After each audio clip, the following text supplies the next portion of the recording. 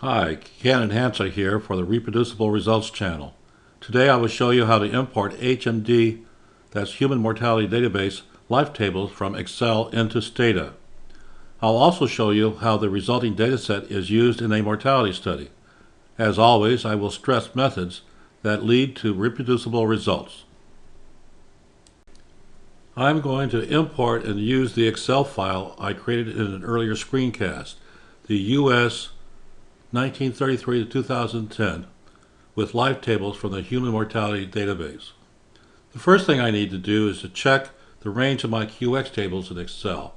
I'll be using the column headers, so I'll select A3 and extend my selection through to J3 and down to the bottom of the QXs, which is at J8661. Thus the range goes from A3 to J8661. This is the female worksheet. The same will be true for the male because the two tabs were created identically. Now I can go into Stata to begin my import. I know I will need a temp file, so I will declare one right away. And then I go into Stata's menu system, choose File, Import, Excel Spreadsheet, and in this dialog box I choose Browse, find the Excel file I need, and then the worksheet will be females and the cell range A3 through J8661. I'll choose to import the first row as variable names, and I'll preserve the case of the variable names. Hit OK, and that imports them. I'll go into my data browser and review the import, and it all looks pretty good. Looking at the data in the data browser shows a curious result. And that is that age is in red. That indicates that this is a string field. And I can scroll down and see why. Age 110 plus has been entered as 110 with a plus character. This necessitates being imported as a string. This is something I will fix later. I only want to have year, age, and QX, so I will use the command line to specify just keeping those three variables. I also need to create a sex variable to indicate the fact that this is female QXs. I always code females as 0 and males as 1. The choice of convention doesn't matter as long as one is consistent across different data sets. I will then save the data to the temp file.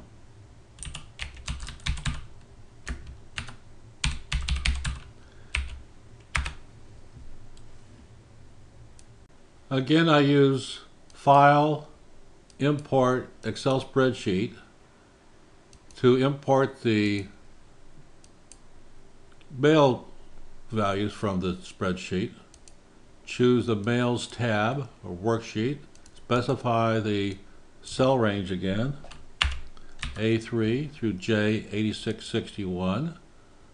First row as variable names, preserve, import, and yes, I do want to overwrite the data already in memory. Looking at the results, I see it's similar. Again, age came through as a string. I will now append, or first I need to keep just the year, age, and QX. And I'll generate a sex variable. This time, value is 1 for males. And I'm going to append the data that I saved previously to my temp file.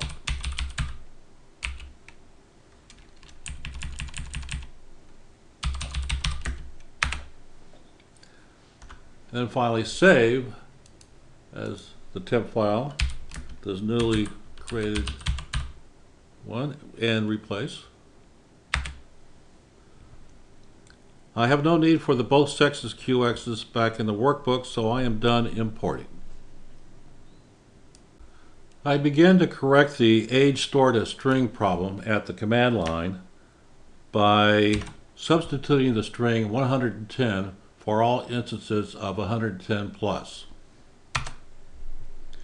And I destring age and generate a new variable called age, but with a lowercase a, and that is going to be an integer. Looking at the data, I can see here's the string and here's the new integer value, and it looks good. I can now drop age, and I create a definition for age, wherein a label definition for age, wherein 110 is labeled as 110 plus. This will help remind me that it's top coded at 110, and I will apply the label to the values in age. It's blue, showing that it's an integer but labeled, and 110 is now labeled as 110 plus. Thus I get the best of both worlds. I will also want to define a variable label for sex, or value label, wherein 0 is female, 1 is male. Apply that. And again, looking, I can see I have my sex variable properly labeled. QX's are a little rough, so I will format them to 5 decimal places. I will rename year to lowercase year. Generally, I use title case for data as it comes in, raw data, and once it's been processed in Stata, I use lowercase variable names.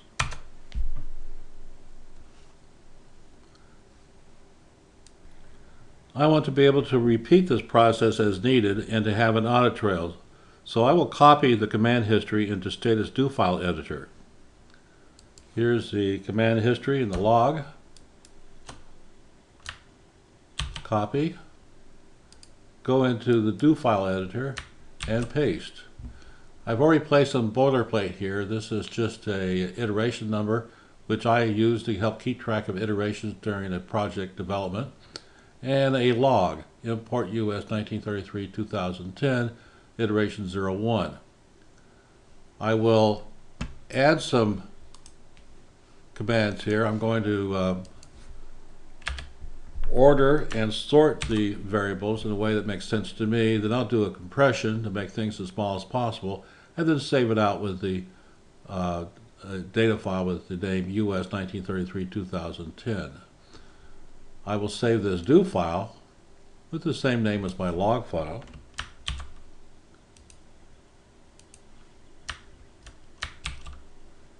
(01) for the iteration. Save. And this should be good to go. I'll test it by clicking on execute and watch my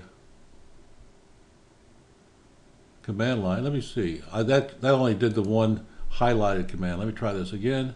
Execute. And it's importing from Excel, doing the processing, and it's done. Check the output. Looks good.